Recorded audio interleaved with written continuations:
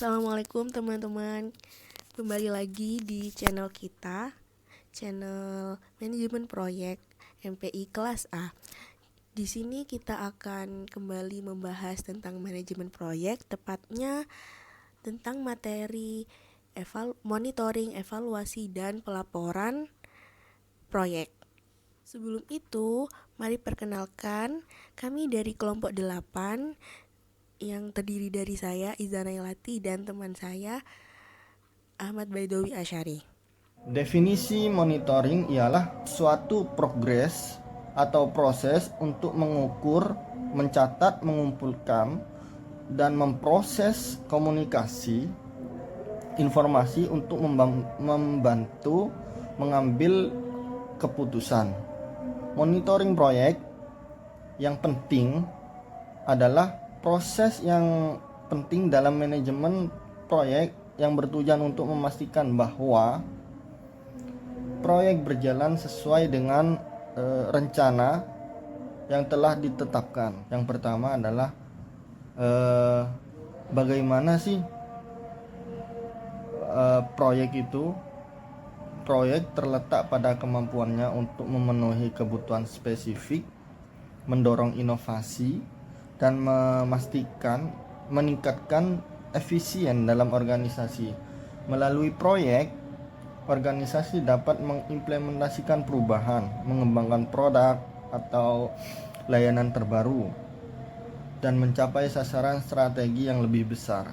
Monitoring, evaluasi, dan pelaporan proyek merupakan bagian yang paling penting dalam manajemen proyek, yang bertujuan untuk memastikan bahwa tujuan dan target yang telah ditetapkan dapat tercapai dengan baik, efisien, dan efektif. Identifikasi jenis-jenis monitoring ada dua. Satu, monitoring internal. Dua, monitoring eksternal. Monitoring internal adalah proyek sangat penting untuk memastikan bahwa proyek berjalan sesuai dengan dan mencapai tujuan yang ditetapkan. Berikut beberapa jenis monitoring internal, yaitu 1. Monitoring waktu, 2. Monitoring biaya, 3. Monitoring kualitas, 4. Monitoring risiko, 5. Monitoring komunikasi. 2. Monitoring eksternal. Monitoring eksternal ialah proyek merujuk pada pengawas dan evaluasi yang dilakukan oleh pihak-pihak di luar tim proyek. Beberapa jenis monitoring eksternal yaitu 1. Pemangku kepentingan atau stakeholder, 2. Audit proyek, 3. Evaluasi oleh pihak ketiga, 4. Laporan kemajuan, 5. Pengawasan regulasi, 6. Kaji ulang proyek. Baik, kita lanjutkan ke materi yang selanjutnya, yaitu tentang evaluasi pekerjaan proyek. Nah, evaluasi proyek sendiri itu mempunyai definisi adalah proses analisis terhadap suatu proyek untuk menilai kelayakan pelaksanaannya. Nah, suatu proyek itu dapat dikatakan sukses apabila ia telah berhasil dalam 3 aspek. Yang pertama, biaya, yang kedua, waktu, dan ketiga, kualitas. Nah, evaluasi pekerjaan proyek adalah proses penilaian untuk mengukur kinerja dan kemajuan proyek secara keseluruhan dengan tujuan menilai apakah pekerjaan proyek telah sesuai dengan perencanaan, anggaran, dan jadwal yang ditetapkan. Evaluasi ini melibatkan analisis terhadap berbagai aspek proyek seperti kualitas pekerjaan, penggunaan sumber daya, pengelolaan risiko, serta penyelesaian target dan tujuan.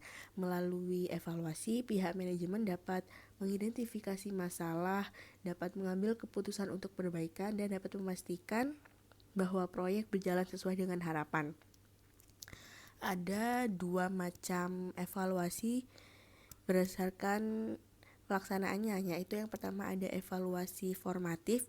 Nah, evaluasi ini itu dilakukan pada setiap tahap dalam siklus proyek dengan tujuan untuk menentukan apakah tindakan koreksi itu perlu dilakukan.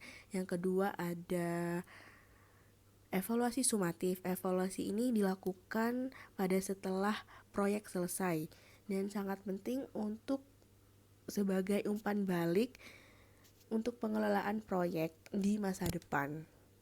Lanjut ke langkah-langkah pelaporan proyek. Ada 7 langkah-langkah pelaporan proyek. Yang pertama yaitu mengidentifikasi kebutuhan stakeholder. Nah, paling pertama itu penting untuk menentukan siapa yang akan menjadi pembaca laporan proyek. Pihak-pihak yang terlibat mungkin memiliki kebutuhan informasi yang berbeda seperti tim proyek, manajemen, atau investor. Oleh karena itu, perlu untuk memahami apa yang dibutuhkan oleh setiap pihak yang terlibat. Yang kedua, ada memilih format yang tepat. Format laporan proyek perlu disesuaikan dengan jenis proyek dan audiens yang dituju. Kemudian yang ketiga ada mengumpulkan data dari sumber yang terkait. Nah, mengumpulkan semua data yang relevan dari berbagai sumber seperti tim proyek, notulen rapat, dan perangkat lunak manajemen proyek. Nah, data-data ini itu akan menjadi dasar dari isi laporan proyek dan data ini harus akurat dan lengkap. Kemudian langkah yang keempat yaitu analisis data yang telah diperoleh. Nah, dari data yang diperoleh itu selanjutnya data itu dianalisis untuk mengidentifikasi apa saja tantangan atau peluang perbaikan. Nah, proses ini tuh merupakan proses yang penting dan proses yang inti dari proses pelaporan ini. Yang mana perkembangan proyek dan potensi masalah yang memerlukan perhatian segera dapat ditunjukkan. Langkah yang selanjutnya yaitu penyusunan laporan. Laporan disusun dengan mengikuti struktur yang telah direncanakan sebelumnya. Nah, laporan itu harus mencakup ringkasan eksekutif, metrik utama yang relevan, analisis, tren, serta rekomendasi untuk langkah selanjutnya. Kemudian, langkah yang selanjutnya adalah mereview dan mengoreksi laporan. Nah, sebelum laporan itu dibagikan, perlu untuk ditinjau ulang dan melakukan perbaikan terhadap laporan untuk memastikan tidak adanya kesalahan data, tata bahasa, atau ejaan. Yang terakhir ada langkah mendistribusikan laporan. Setelah laporan selesai, maka laporan ini itu dibagikan kepada seluruh pihak yang memerlukan. Kesimpulannya, dengan mengidentifikasikan monitoring, evaluasi, dan pelaporan proyek, organisasi dapat mengembangkan strategi yang lebih holistik dalam pengelolaan proyek. Pemahaman yang mendalam mengenai ketiganya akan mendukung perbaikan berkelanjutan dan pencapaian hasil yang lebih optimal dalam setiap proses yang akan dilaksanakan. Nah, hal ini akan berkontribusi pada keberhasilan proyek secara keseluruhan. Sekian dari kami, mohon maaf apabila ada salah kata. Thanks for watching.